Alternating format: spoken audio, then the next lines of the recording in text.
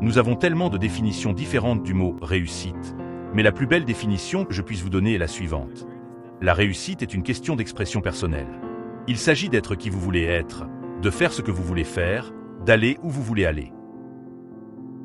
Parce que, s'agissant de votre vie, vous êtes le patron et vous avez le choix. En fait, vous êtes ce que vous êtes aujourd'hui grâce à tous les choix que vous avez faits dans votre vie. Mais en grandissant, nous avons beaucoup de gens qui essaient de nous dire comment faire ces choix. Nos parents, nos professeurs, nos patrons, nos amis et même nos voisins. Ils essaient de nous dire comment vivre notre vie, ce que nous devons faire, où aller, comment nous devons marcher, comment nous devons parler. Mais la question que je vous pose est la suivante. Si vous essayez d'être ce que les autres veulent que vous soyez, alors qui serez-vous?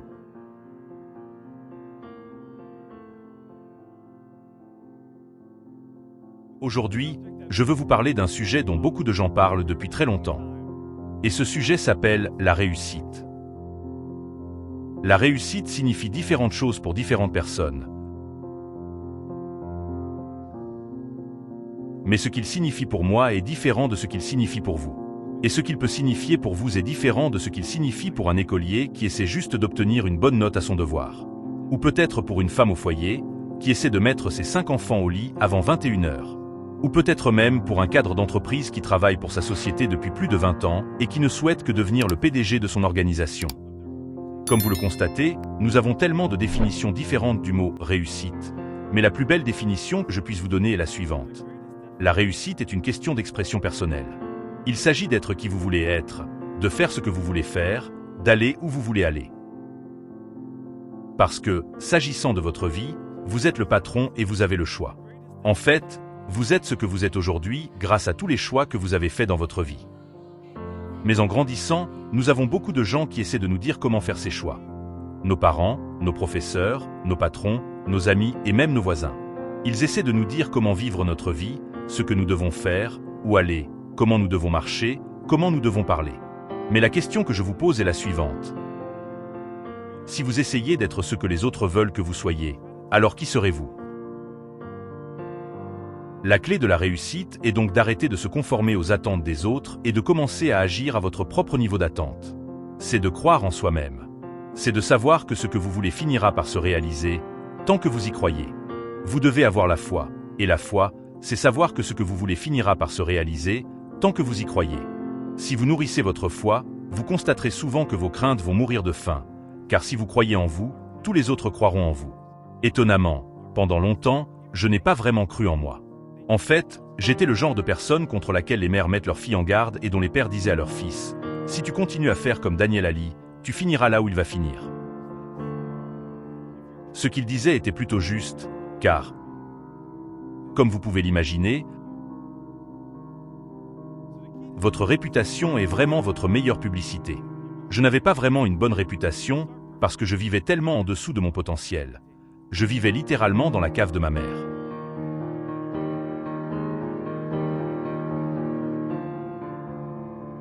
À l'âge de 21 ans, j'avais eu plus de 40 emplois différents. J'ai été licencié plus que n'importe qui. Au lycée, j'ai obtenu mon diplôme en étant classé avant-dernier. Le dernier gars, il était en prison. J'ai pris de la drogue pendant 8 ans et j'étais désorienté. J'étais fauché, sans alternative et dégoûté.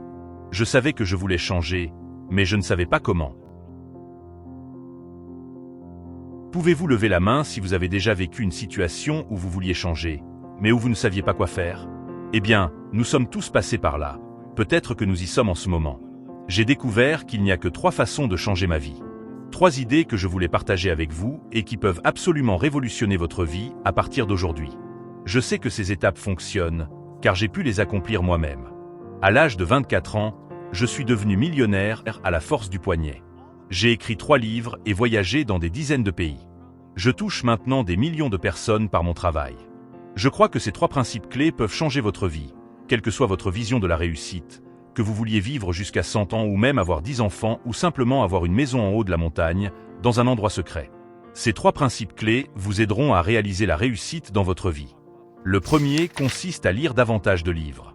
Tous les livres du monde peuvent aider à résoudre tous les problèmes du monde. Mais la vérité est que nous n'avons pas besoin de lire tous les livres du monde. parce que nous n'avons pas tous les problèmes du monde, mais nous devons lire les livres qui nous aident à résoudre nos problèmes. Par exemple, si vous voulez en savoir plus sur l'argent, vous avez intérêt à lire des livres qui parlent d'argent. Ou si vous voulez apprendre à gérer vos relations ou à mieux communiquer, il existe de nombreux livres sur le sujet. Ce que je veux dire, en gros, c'est que les bibliothèques sont pavées d'or et l'abonnement est gratuit. Les livres sont les outils qui libèrent les cieux de votre esprit. Et les leaders sont des lecteurs. Si vous voulez réussir, vous devez lire. La plupart des gens dans le monde lisent environ un livre par an. Ce livre, je dirais, c'est Facebook. Et avant même que les gens ne se lèvent, avant qu'ils ne boivent leur café ou ne lisent leur journal, ils lisent Facebook. Mais la vérité est que si vous étudiez des choses diverses, vous obtenez des résultats divers. Vous devenez ce que vous étudiez. Qu'est-ce que vous étudiez et où cela vous mène-t-il? Beaucoup de gens viennent me voir, je n'ai vraiment pas le temps de lire. J'ai des enfants, un travail, mes cours, j'ai tant de devoirs, je fais tant de choses, je suis trop occupé. Mais si vous n'avez pas 10 minutes par jour, vous dites en gros que vous n'avez pas de vie. Nous avons tout le temps de lire. Nous avons tout le temps de prendre un bon livre et de lire pour nous-mêmes afin d'apprendre. Si vous lisez 10 minutes par jour pendant 30 jours consécutifs, cela fait un livre par mois. Un livre par mois, en 12 mois, c'est 12 livres par an. Vous pouvez faire en un an ce que la plupart des gens font en 5 ans. Et vous dites ne pas avoir le temps? Nous avons tout le temps de lire. N'oubliez pas, les lecteurs sont les leaders, et la seule façon de réussir est de lire. Ma deuxième suggestion est de vous entourer des meilleures personnes possibles. Nous sommes la somme des 5 personnes que nous fréquentons le plus. Nous avons les mêmes revenus, nous allons aux mêmes endroits, nous faisons et pensons les mêmes choses.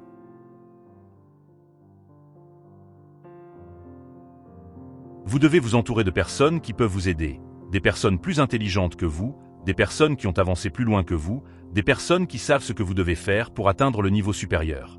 La vérité, c'est que les personnes que vous cherchez également, mais vous devez les trouver. Parfois, nous nous entourons d'inconnus et de membres de notre famille qui nous disent ce que nous ne pouvons pas faire, qui nous limitent. Beaucoup de gens ont de bonnes intentions, mais souvent, ils donnent de mauvaises directions. Autrement dit, ils veulent nous aider, mais ils ne savent tout simplement pas comment. Alors, entourez-vous de personnes qui peuvent vous aider. Beaucoup de gens me demandent, « Daniel, comment trouves-tu ces personnes ?» C'est facile. Si vous suivez l'étape numéro 1, qui consiste à lire plus de livres, vous verrez qu'à la fin du livre, il y a une section à propos de l'auteur. Ce que je faisais, c'était contacter les auteurs.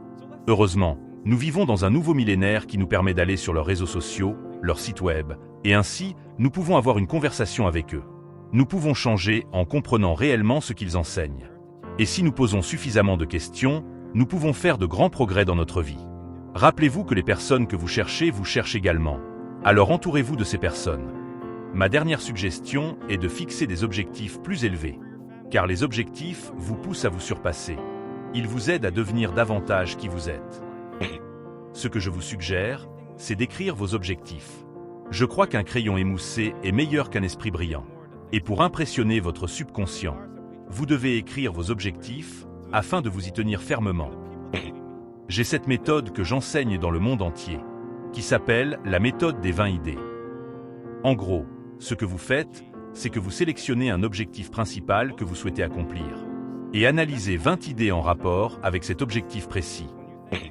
Imaginez si vous faisiez cela dans tous les domaines de votre vie, financièrement, pour des promotions, pour votre famille, et que vous écriviez vos objectifs chaque jour. Vous seriez capable d'accomplir tellement de choses dans votre vie. En résumé, écrire ces objectifs, les analyser et utiliser des idées concrètes pour les réaliser.